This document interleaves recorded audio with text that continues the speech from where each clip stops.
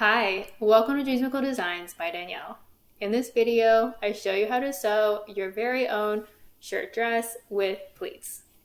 This includes the traditional collar stand, front facing, back yoke, sleeve plackets, and sleeve cuffs that I showed you how to draft in my other video. I show you step by step how to sew the entire shirt from scratch. This includes how to sew the collar stand, front facing, back yoke, sleeve plackets, sleeve cuffs, skirt pleats, and buttons. The design lends itself well to a variety of woven fabrics and colors, as well as mixing types of fabrics or keeping things simple with a single fabric like my shirt. Let's get started.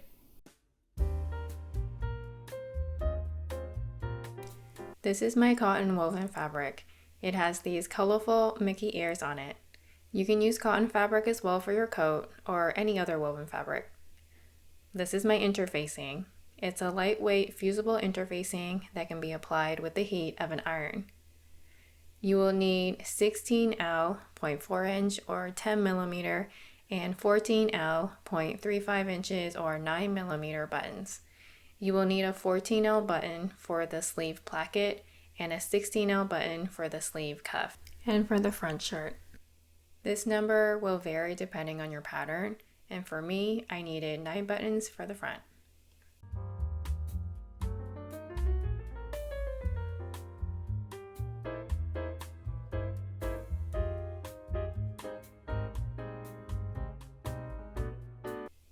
These are your cutout pattern pieces.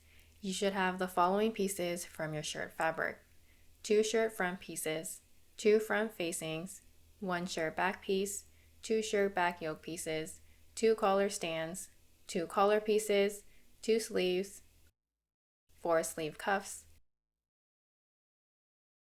2 sleeve plackets, multiple pieces of rectangles that will form your pleats.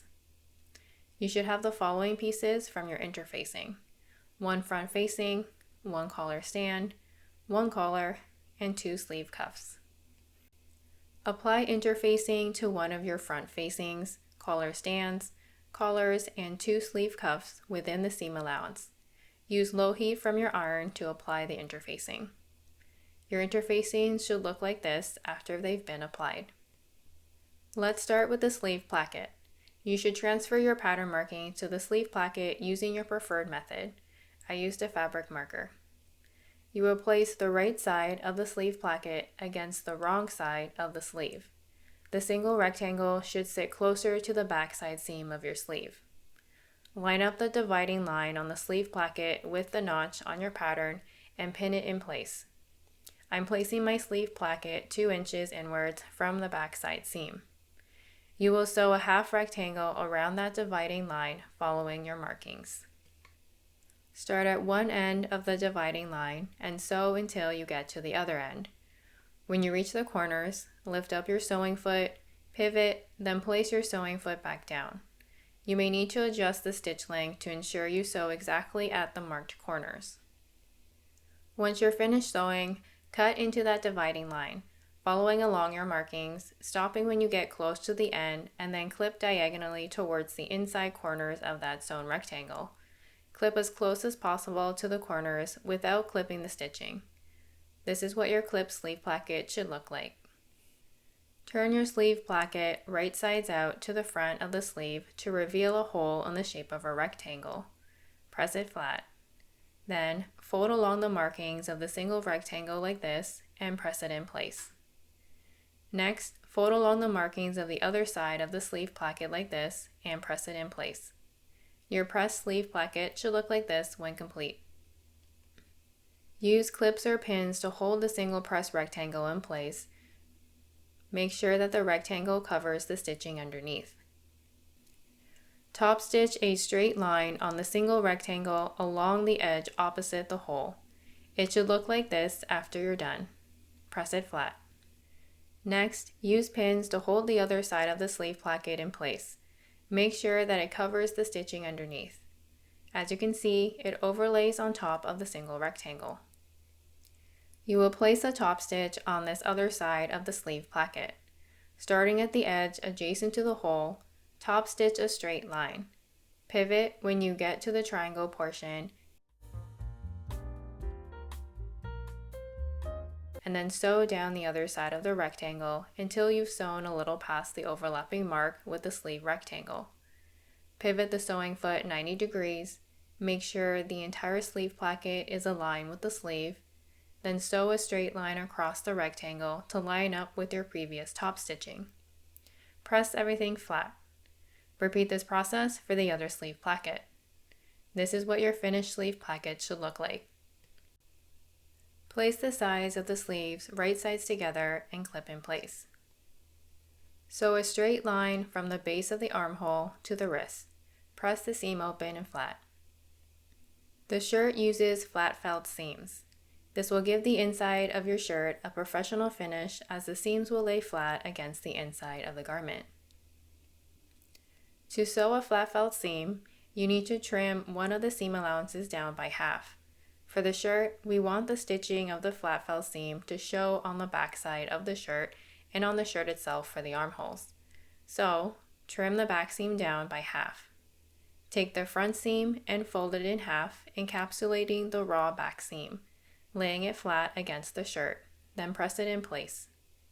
This is what it looks like after being pressed. I prefer sewing the sleeve flat felt seam when it is right sides out, but either way works. On your sewing machine, sew along the inside edge of the folded seam from the top of the sleeve to the bottom. This can get a little tricky, as the more you sew, the more sleeve fabric you'll have bunching up around your sewing foot. Take things nice and slow, and when you get close to the sleeve placket, you can stop and reverse directions to sew the rest of the flat felt seam from the wrist upwards. Give it another press. Repeat this process for the other sleeve. Once complete, the flat felt seam should look like this. Take one sleeve cuff and fold along the seam allowance of the wrist line, then press it in place. Top stitch the edge of the wrist line, sewing as close as possible to the seam allowance. We'll be top stitching along the actual edge of this once the cuff is attached. Place this sleeve cuff on its other half, right sides together, then clip in place. Sew the cuff pieces together from one end to the other, pivoting around the corners. Clip across the corners and trim down the seam allowances, then turn the cuff right sides out. Press the cuff flat. Using a fabric marker or chalk, mark the location of the folded wrist line on the non-folded cuff. We will use this marking as reference for sewing later on. Place the non-folded cuff piece against the right sides of the sleeve wrist, lining up each end on each side of the sleeve placket. About 1 inch from the larger sleeve placket piece, fold your sleeve pleat. Clip everything in place. Sew along the marked line that you drew earlier, making sure to maneuver the other half of the cuff out of the way. Fold the seams under the sleeve cuff. Use pins to hold the cuff in place, making sure that the folded cuff covers the seam stitching and aligns with the edge of the other half of the cuff beneath. Top stitch along the edge of the wrist cuff line. Take it nice and slow, making sure that the top and bottom cuff layers are aligned. Continue top stitching around the perimeter of the cuff like this. Press it flat. Repeat this process for the other sleeve cuff. This is what your finished sleeve cuff should look like. You should transfer your dart markings to the top using your preferred method. I used a fabric marker. Clip the darts on the front and back shirt pieces. I used the ends of the clips to line up the dart legs on either side. You could also use pins to do the same thing. The pin should pierce both dart legs. To sew the darts, always start from the widest opening and sew towards the point. This is true regardless of whether you have a triangle dart or a diamond-shaped dart. If you're sewing a diamond dart, you have to sew it in 2 stages, starting from the widest opening and sewing towards the point. Starting at the widest opening, follow along your fabric markings until you get close to the point. Then decrease your stitch length to a 2 or even shorter and sew 1 stitch at a time. When you get to 2 to 3 stitches away from the dart point, you should place these stitches at the very edge of the fabric like this. Once you reach the dart point, sew off of the fabric, pull out long tail threads, then clip them. Use your fingers to gently pull the sewn dart from the wide opening to the point to make sure there is no bunching. Then hand tie a few knots before clipping the threads down. This is what the finished dart should look like before pressing. Press the dart legs to one side. The point of the dart should lay on a curved portion of the tailor's ham when you press it flat. This is what the dart should look like after it's pressed. Repeat this process for your remaining darts. Your darts are now complete. The right side of my shirt is where I chose to put my buttonholes, but either side works. Place the right side of the front-facing strip with interfacing against the wrong side of the center edge of the front shirt and clip in place. Sew from the top to the bottom to attach the front-facing strip. Once sewn, trim the seam allowance down. Fold it over such that the seam is fully encased. Fold in the other side of the facing along the seam allowance. Then press everything in place. This is what your buttonhole facing should look like after it's been pressed. Top stitch along both edges of the facing about 1/8 of an inch inwards from the top to the bottom. Press it flat. This is what the top stitching should look like. The left side is where I chose to put my buttons. Place the right side of the front-facing strip against the right side of the center edge of the front shirt and clip in place. Sew from the top to the bottom to attach the front-facing strip. Once sewn, trim the seam allowance down. Fold it under such that the seam is fully encased. Fold in the other side of the facing along the seam allowance. Then press everything in place. This is what your button facing should look like after it's been pressed. Edge stitch along the inner edge of the facing from the top to the bottom. Press it flat. This is what the edge stitching should look like. Place one back yoke piece right sides together with the top of the back shirt lining up your notches, then clip in place. Sew a basting stitch within the seam allowance from one end to the other. Place the right side of the second back yoke piece against the wrong side of the top of the back shirt, then clip in place. Sew from one end to the other along the seam allowance. Trim the seam allowance. Then fold up the two back yoke pieces so that they're aligned and press the seam flat. Use clips to hold the back yoke pieces together along the armholes, shoulders, and neckline. Sew a stay stitch on the two armholes, shoulders, and neckline of the back yokes at half the seam allowance. This will ensure that the two pieces act as one and that the curves don't stretch out later when sewn. Place the front and back shirt pieces right sides together, lining up the shoulder and side seams, then clip in place. Sew the shoulder and side seams together. Once finished, press the seams open and flat. Then create the flat felt seam using the same process that I showed you for the sleeve side seams. Place the two collar pieces right sides together, then clip in place. Sew from one end of the collar to the other, pivoting at the collar points. Clip across the corners and trim down the seam allowances. Then turn the collar right sides out. Press the collar flat. Top stitch along the outside of the collar, pivoting at the collar points. Press the collar flat again. This is what it should look like after pressing. Draw the seam allowances onto the collar stand pieces using a fabric marker. Take one collar stand piece and fold along the seam allowance of the neckline, then press it in place. Top stitch on the collar neckline, sewing as close as possible to the seam allowance. We'll be top stitching along the actual edge of this once the collar is attached to the shirt. Place this collar stand right sides together with the collar, lining up the notches, then clip in place.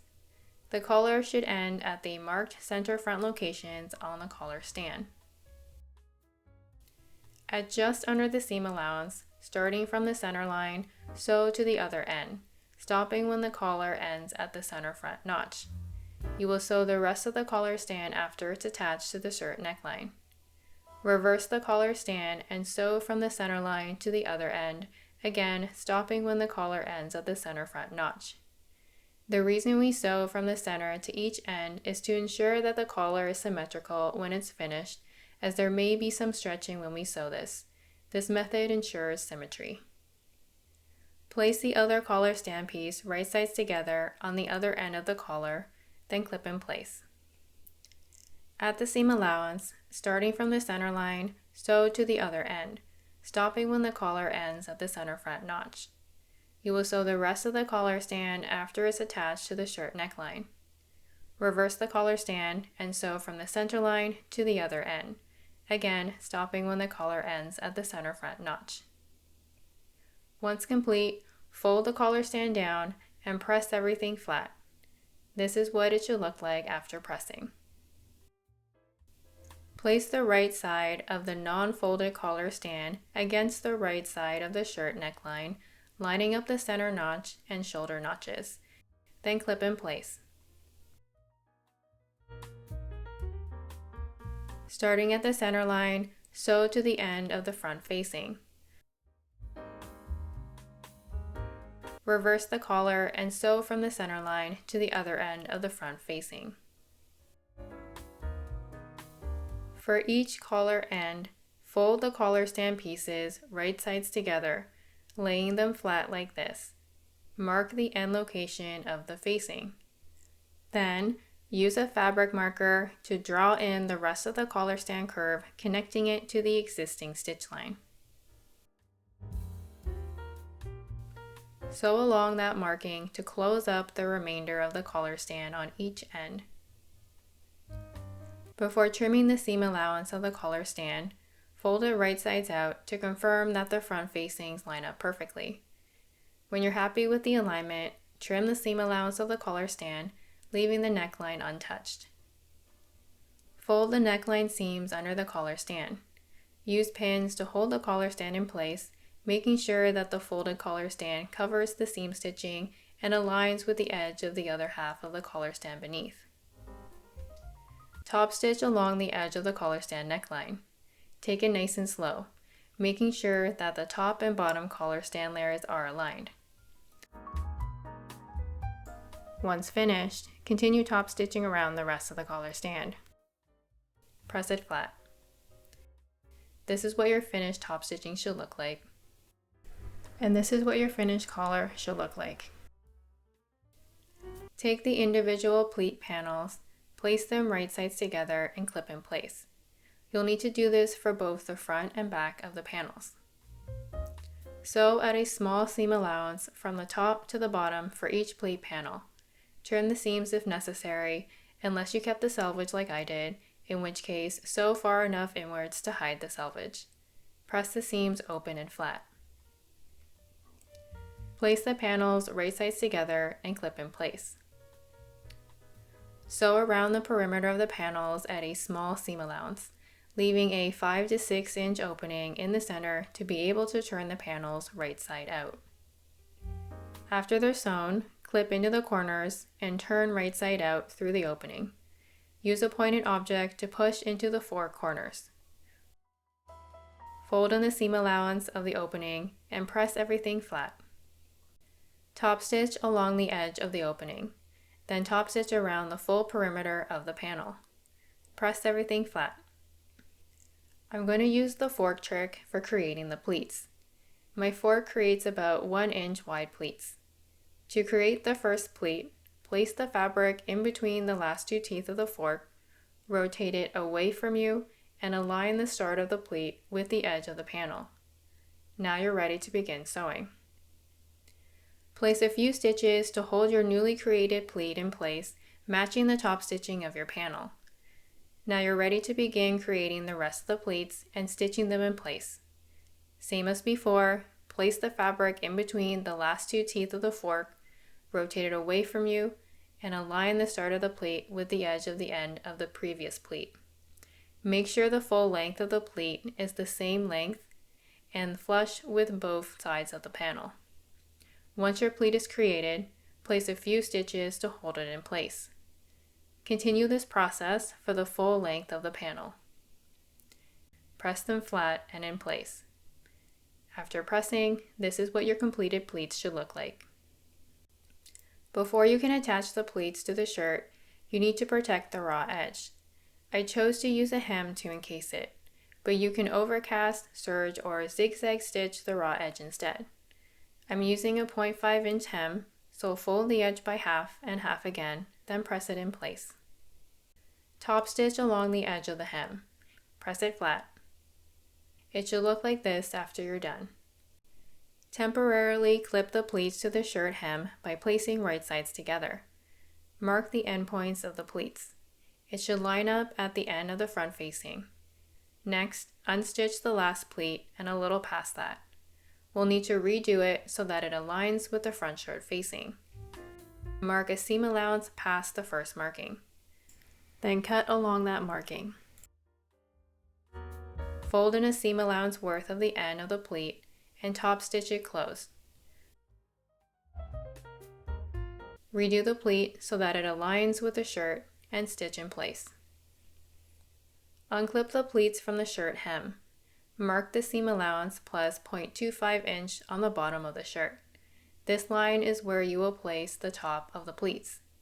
Pin the wrong side of the pleats to the right side of the shirt along the markings you just made. When the pleats cross from the front to the back, there should be a smooth curve and no puckering of the shirt fabric. You may need to raise the pleats above your marking to do this. Top stitch at 0.25 inch from the top of the pleat across the perimeter of the shirt hem. I used a bulky seam jumper to help me start the stitching. Your skirt pleats are now complete. To prep the sleeve armholes for sewing, place 2 rows of basting stitches of length 5 in between the armhole notches on both sleeves and within the seam allowance. When you get to the second row of basting stitches, increase your tension to a 6 or higher to auto-gather the fabric. Place the sleeve armhole and shirt armhole right sides together, lining up the side seam and shoulder seams. You will need to finesse the gathered fabric to ensure even distribution, then clip in place. I prefer to hand baste the armhole before sewing on the machine to hold the gathers in place, but you're welcome to skip this step. Sew around the circumference of the armhole on both sleeves. Once complete, you can remove your basting stitches, then press the seams open and flat. This is what your sleeve should look like afterwards. We'll need to sew a flat felt seam for both sleeves. The stitching should show on the shirt, meaning you should trim the seam allowance of the shirt armhole seams by half. Clip into the sleeve armhole seams by 1/4 of the seam allowance around the circumference of the armhole. This will make it easier to create the fold as it's on a curve. Fold the seam in half to encase the shirt armhole seam, laying it flat against the shirt, and press it in place. On your sewing machine, sew along the edge of the folded seam across the entire circumference of the armhole. Be careful to ensure that the shirt underneath the flat felt seam is taut before stitching it in place. For me, this was the hardest thing to sew on the shirt. Give it another press. Repeat this process for the other sleeve. Once complete, the flat felt seam should look like this. Your sleeves are now done. The first button is placed on the collar stand. The remaining buttons sit roughly 2.75 to 3.25 inches apart, with the last button placed just before the skirt pleats. My shirt needed 9 buttons down the front. Use your method of choice to mark the location of the buttons and buttonholes on your front shirt. Note that the buttonhole is about 2 millimeters greater on either side of the button, so be sure to account for that when marking the end of the buttonhole. On your sleeve, 1 button will be placed on the single rectangle of the sleeve placket at the halfway mark. The buttonhole will be placed directly opposite on the other side of the sleeve placket. Another button will be placed on the inner part of the sleeve cuff at the halfway mark. The buttonhole will be placed directly opposite that on the outer part of the sleeve cuff. An optional second button can be placed further inwards of the first button on the sleeve cuff to give the sleeve a tighter fit if desired. Use your method of choice to mark the location of buttons and buttonholes on the sleeve plackets and cuffs. Using a buttonhole foot, place your button into the end of the foot and attach the foot to your sewing machine. Pull the top thread through the buttonhole foot opening. Remember to pull down the brown tab to indicate the starting location of the buttonhole foot. Select the buttonhole stitch on your machine. If you don't have a buttonhole foot, you can sew the buttonhole manually using small zigzag stitches along a rectangle that is bigger than the button size. Line up the upside down T with the markings on the buttonhole foot. When you're ready to sew, lower the foot, press down on the sewing machine foot until the machine auto-completes the buttonhole. This is what your completed buttonhole should look like. Take a seam ripper and a small pair of scissors to cut into the center of the hole. Be sure to cut away loose threads. Repeat this process for all remaining buttonholes. This is what your buttonhole should look like after it's complete. It's time to sew the buttons. I'm using a button foot that holds the button in place while the machine sews a 3.5 wide zigzag stitch at a length of 0. Use the hand wheel to make sure the buttonholes are aligned before continuing with the sewing machine.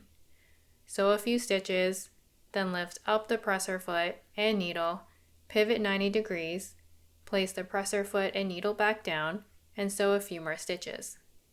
This is what the sewn button should look like afterwards. If you don't have a button foot, you can hand sew the buttons. And that was the last step. Your shirt dress is now complete.